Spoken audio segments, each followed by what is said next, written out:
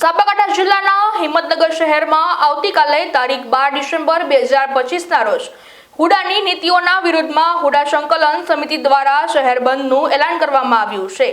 આ બંધને શહેરના વેપારીનો વ્યાપક ટેકો મળવાની સંભાવના છે, કારણ કે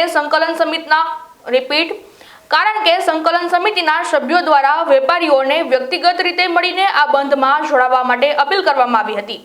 આ બંધના એલાનના પગલે હિંમતનગર એપીએમસી માર્કેટ યાર્ડના સત્તાધીશોએ પણ આવતીકાલે હરાજીનું કામકાજ સંપૂર્ણપણે બંધ રાખવાનો મહત્વનો નિર્ણય લીધો છે। એટલું જ નહીં, હિંમતનગર તાલુકા સંઘ અને જિલ્લા સંઘ જેવી મહત્વની સહકારી સંસ્થાઓ પણ બંધમાં જોડાશે અને તેમની કામગીરી સ્થગિત રાખશે, જેના કારણે શહેરના દૈનિક વેપારો પર મોટી અસર પડવાની શક્યતાઓ છે। સંપૂર્ણ બંધ આપ અને આપની આજુબાજુના તમામ વેપારી, ખેડૂતો અને નાગરિકો આ બંધમાં જોડાઈ હુડાનો વિરોધ કરી ખેડૂત